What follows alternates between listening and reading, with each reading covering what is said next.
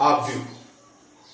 वास्तविक संख्या या समृद्ध संख्या से लिए गए अंकों को किसी आयत के अंदर क्रमवार तरीके से, क्रमागत तरीके से अगर व्यवस्थित कर दिया जाए तो ऐसी व्यवस्था क्या कहलाती है? आव्यूह कहलाती है। वास्तविक अथवा समृद्ध संख्या से लिए गए अंकों को किसी आयत के अंदर क्रमबद्ध तरीके से पंक्ति या स्तंभ में व्यवस्थित कर दिया जाए तो ऐसी व्यवस्था क्या कहलाती है? आव्यूह कहलाती है। इसका देख लो, एक उदाहरण बना के बता देते हैं। ए बराबर, ये आपका आयताकार आकृति हो गई, A11, A12, A13 dash dash dash A1n। अभी बताते हैं आपको ये सब क्या है। दूसरा A21, A22, A23 dash dash dash A2n। फिर A31, A32, A33 dash dash dash A3n। एक और अब इसको डैश डैश डैश डैश कर देंगे तो AM1, AM2, AM3 dash dash dash AMN। अब देखिए, और इसको अपन लोग लिख देंगे AM×n। तो इन अंकों को हमने आयत में क्या कर दिया? व्यवस्थित कर दिया। A11, A12, A13 से लेके A1n तक। इसका मतलब ये हो गया कि ये इसकी जो खड़ी लाइनें होती हैं, ये वाली, ये कहलाती हैं आव्यूह के स्तंभ। क्या कहलाती? खड़ी लाइनें क्या कहलाती हैं? आव्यूह के स्तंभ। इन्हें C1, इन्हें अपन लोग C1, C2 से क्या करते हैं? प्रदर्शित करते हैं। और जो आड़ी लाइनें होती हैं, ये कहलाती हैं आव्यूह की पंक्तियां। ठीक है, इसको अपन लोग R से प्रदर्शित करते हैं।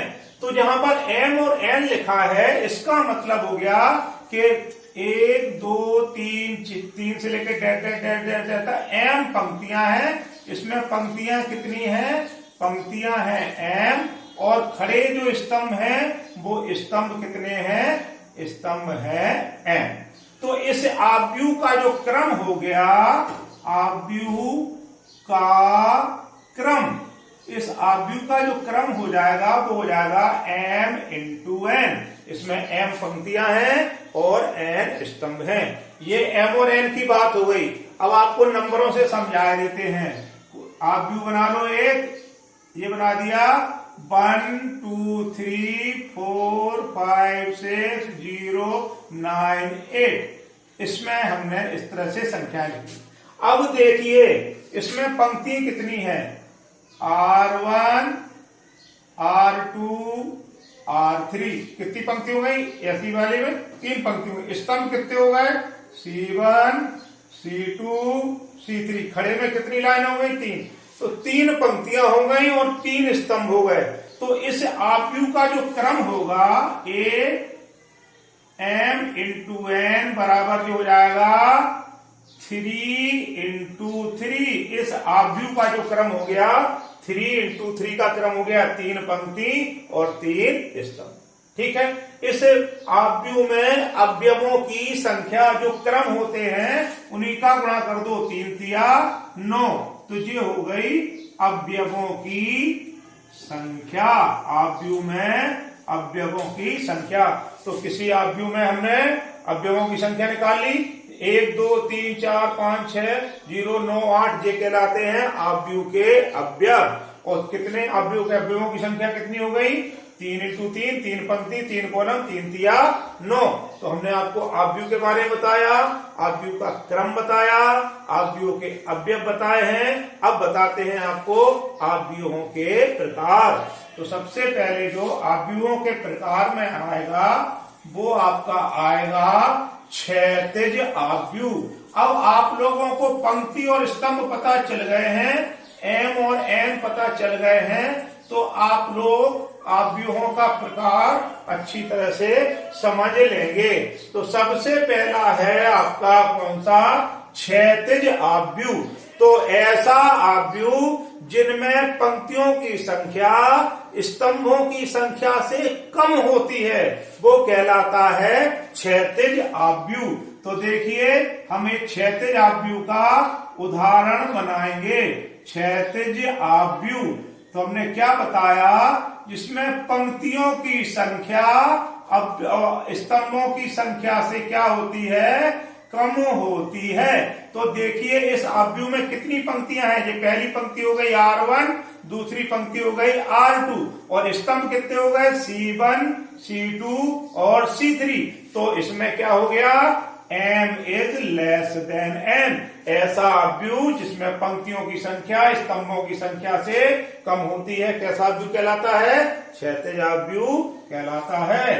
अब आ जाइए आप ऊर्ध्वाधर आव्यूह। ऊर्ध्वाधर आव्यूह में हम लोग क्या करेंगे? इसमें उल्टा होता है। इसमें पंक्तियों की संख्या स्तंभों की संख्या से क्या होती है? अधिक होती है। 2, 4, 6, 8, 0, 9। अब ये हमने एक ऊर्ध्वाधर आव्यूह का उदाहरण बना दिया। तो देखिए इसमें पंक्तियों की संख्या हो गई R1, R2, R3। स्तंभ कितने हो गए? C1 और C2। तो पंक्तियां ज्यादा हैं और स्तंभ कम है।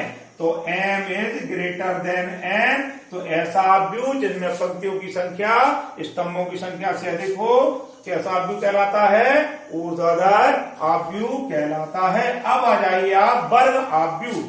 वर्ग आव्यूह कैसा होता है? ऐसा आव्यूह जिसमें पंक्तियों की संख्या और स्तंभों की संख्या समान हो।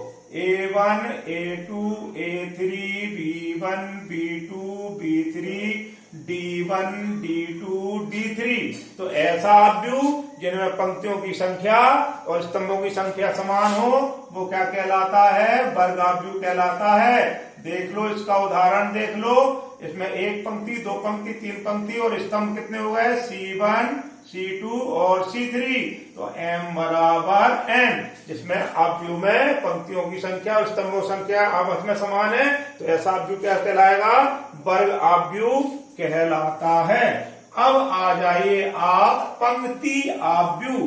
पंक्ति आव्यूह फिर स्तंभ आव्यूह। तो पंक्ति आव्यूह आपका क्या कहलाता है? ऐसा आव्यूह जिसमें केवल एक पंक्ति हो। ऐसा आव्यूह जिसमें केवल एक पंक्ति हो तो वो क्या कहलाएगा? पंक्ति आव्यूह। क्या बताया हमने? ऐसा आव्यूह जिसमें केवल एक पंक्ति हो तो वो क्या कहलाएगा? पंक्ति आव्यूह। तो एक पंक्ति ये लिख लो A1, A2, A3। तो इसमें कितनी पंक्ति हो गई? केवल एक पंक्ति हो गई तो ये हो गया आपका पंक्ति आव्यूह। अब आ जाओ आप स्तंभ आव्यूह। स्तंभ आव्यूह आप लोग अपने आप बता लोगे, मुझे मालूम है कि आप लोग अपने आप बता लोगे। ऐसा आव्यूह जिसमें केवल एक स्तंभ हो। तो इसमें केवल एक स्तंभ है C1। तो ये वाला आव्यूह कैसा कहलाएगा? स्तंभ आव्यूह कहलाएगा। शून्य आव्यूह ऐसा आव्यूह जिनके सारे अवयव शून्य हो। जिसमें सारे अवयव क्या हो? शून्य हो। तो वो क्या कहलाता है? शून्य आव्यूह कहलाता है। ये शून्य आव्यूह का उदाहरण हो गया। अब आ जाइए तत्समक या इकाई आव्यूह। यहां से थोड़ा सा कंफ्यूजन चालू होता है। इसको आपको अगले जो तीन आव्यूह बता रहे हैं उनको आपको जरा गौर से समझना है। तो सबसे पहले क्या है? तत्समक आव्यूह या इकाई आव्यूह। इकाई आव्यूह तो ऐसा आव्यूह जिसके विकर्ण में वन हो इकाई आव्यूह कहलाता है। बाकी सारे अवयव क्या हो? उसके शून्य हो। तो ऐसा आव्यूह जिसके विकर्ण में वन हो तो ऐसा आव्यूह जिसके विकर्ण में वन है और बाकी अवयव शून्य है तो ये कैसा आव्यूह कहलाएगा? इकाई आव्यूह या तत्समक आव्यूह कहलाएगा। अब देखिए मैंने बताया था यहां कंफ्यूजन है, अब आ जाएगा विकर्ण आव्यूह। ऐसा आव्यूह जिसके सारे अवयव शून्य हो और केवल विकर्ण में कोई संख्या हो, तो ऐसा आव्यूह क्या कहलाता है? विकर्ण आव्यूह कहलाता। अब विकर्ण में कोई संख्या है, बाकी सारे अवयव शून्य है, एक नहीं होना चाहिए। अगर विकर्ण में एक होता तो इकाई आव्यूह बन जाता। तो इकाई आव्यूह और विकर्ण आव्यूह में यही अंतर है कि इकाई आव्यूह में एक होना चाहिए और विकर्ण आव्यूह में कोई भी संख्या हो सकती है और बाकी सारे अवयव शून्य हो। अब आ जाइए अदृश्य आव्यूह, एक और कंफ्यूजन वाला अदृश्य आव्यूह। ऐसा आव्यूह जिसके विकर्ण में एक ही तरह की संख्या हो, एक को छोड़कर, जैसे A0 0 0 A 0 0 0 A, तो इसके विकर्ण में एक ही तरह की संख्या है। 2 2 2 हो सकता है, 3 3 3 हो सकता है, 4 4 4 हो सकता है। तो ऐसा आव्यूह क्या कहलाएगा? अदृश्य आव्यूह कहलाएगा। ऊपरी त्रिभुजीय आव्यूह। ऊपरी त्रिभुजीय आव्यूह के लिए पहले हम आपको एक उदाहरण बता दे रहे हैं। ऊपरी त्रिभुजीय आव्यूह, तो ऊपरी त्रिभुजीय आव्यूह में क्या हो जाएगा?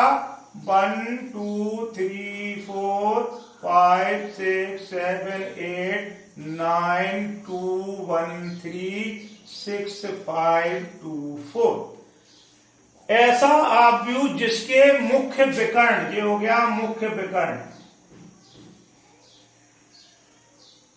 के नीचे के सारे अवयव शून्य हो।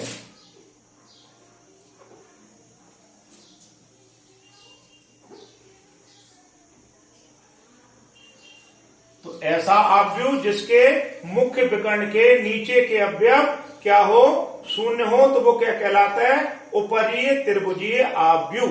तो ये हमने आपको आव्यूह की परिभाषा, आव्यूह का क्रम, आव्यूह के अवयव, आव्यूह के प्रकार उदाहरण सहित आपको समझाए हैं। ये सारी चीजें अगर आपके माइंड में होंगी तो एक्सरसाइज आपके लिए आसान है।